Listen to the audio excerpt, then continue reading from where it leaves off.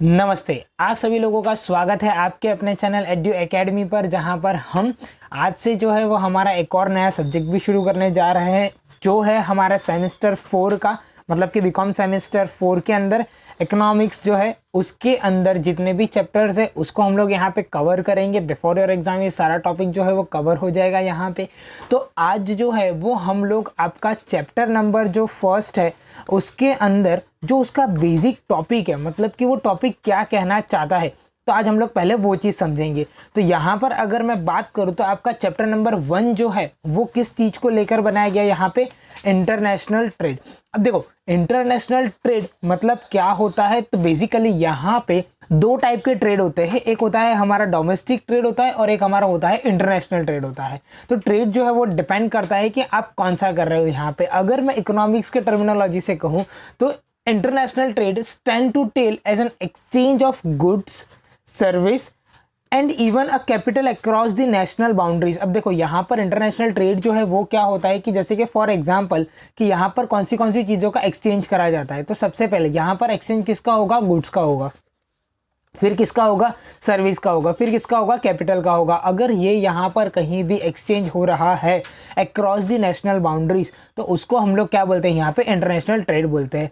Think of it as a giant global बाजार, इसको क्या बोला जाता है इंटरनेशनल ट्रेड को। ये बहुत ही बड़ा ग्लोबल बाजार है जहां पर आप आपका प्रोडक्ट को क्या करोगे, ट्रेड करोगे।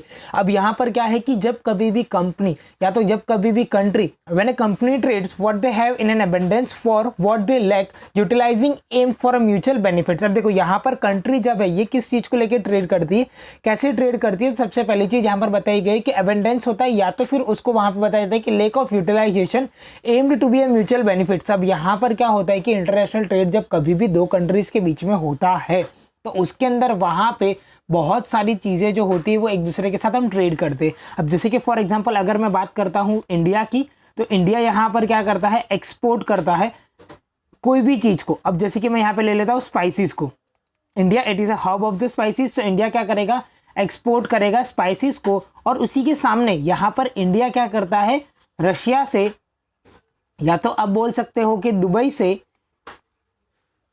गल्फ कंट्री से, यहां पर वो क्या इंपोर्ट करते हैं, हम लोग यहाँ पे हम लोग इंपोर्ट करते हैं पेट्रोल को।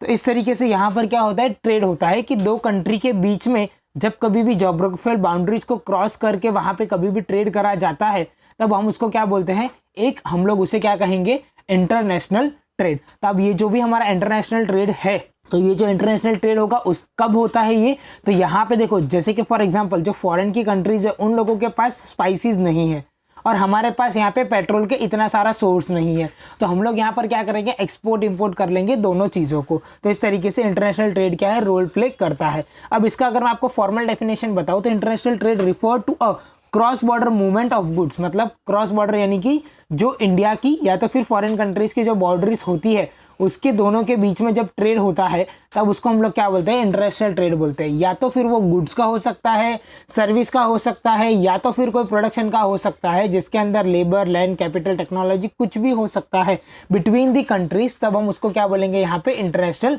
Trade. This exchange is drive by a principle of an comparative advantages where nations specialized in production goods and services they can make a relatively cheaper and then they trade them into the other they product the less efficiency। अब यहाँ पर देखो उन्होंने clearly बताया, जैसे कि मैंने आपको एग्जांपल भी दिया अभी, कि इंडिया जो है उसके पास जो भी चीज़ अवेलेबल है वो क्या करता है, वो चीपर रेट के अंदर वहाँ पे उसे मैन्युफैक्चर करेगा या तो फिर आप वो उसे बनाएगा, देन आफ्टर वो क्या करेगा, अदर कंट्रीज को वो सेल कर देगा। इसी तरीके से फॉरेन में भी होता है कि वहाँ पर उनके पास जो भी अवेलेबल रिसोर्सेज होते हैं वो लोग उसे क्या करेंगे, अपने तरीके से वहाँ पे चीपर रेट पे बनाते हैं और उसको क्या कर देते हैं, वो लोग एक्सपोर्ट कर देते हैं अनदर कंट्रीज को। तो इस तरीके से यहाँ पर अगर मैं एग्जांपल की बात करूँ तो जैसे कि अगर हम बात करते हैं कि ब्राज़ील की, तो ब्राज़ील वहाँ पर क्या करता है, it's fertilised land and ideal cultivation export the tons of coffee beans. देखो अब यहाँ पर ब्राज़ील क्या करेगा, उसके लैंड्स की वजह से वहाँ पर क्या है कि वो बहुत ही अच्छी तरीके से फर्टिलाइज कर पाता है, बहुत ही अच्छी तरीके से उसके लैंड्स अवेलेबल है फॉर कॉफ़ी।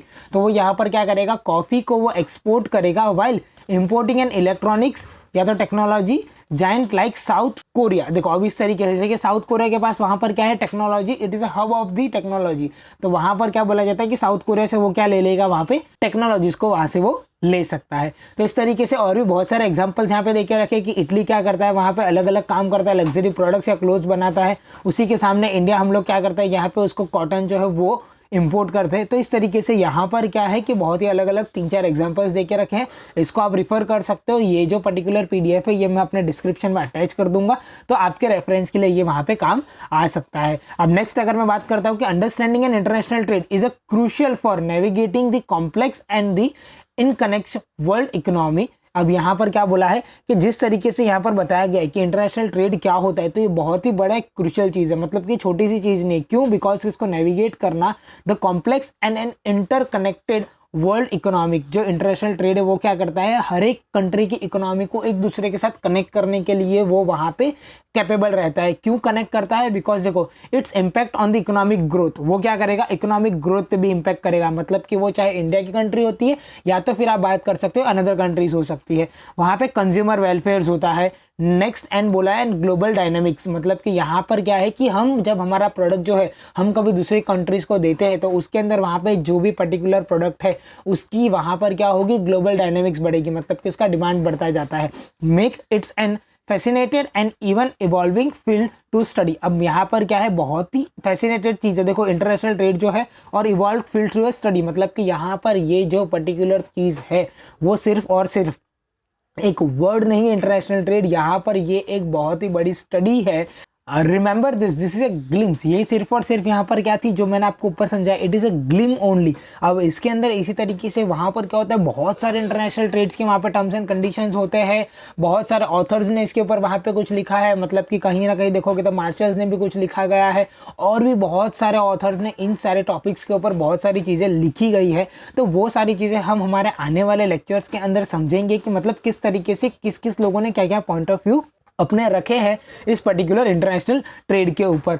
तो यहाँ पर अगर मैं आप लोगों को कहूँ कि फर्स्ट इंटरनेशनल ट्रेड एग्रीमेंट जो हुआ था वो कब हुआ है, 1986 के अंदर हुआ है। और किन दो कंट्रीज के बीच में हुआ था, तो between United kingdom and France, मतलब कि यूके एंड फ्रांस के बीच में यहाँ पर क्या है कि जो हमारा फर्स्ट ट्रेड हुआ था, मतलब कि फर्स्ट आप बोल सकते हो कि इंटरनेशनल ट्रेड एग्रीमेंट जो हुआ है वो इन दो कंट्रीज के बीच में हुआ है और 1860 के अंदर हुआ था।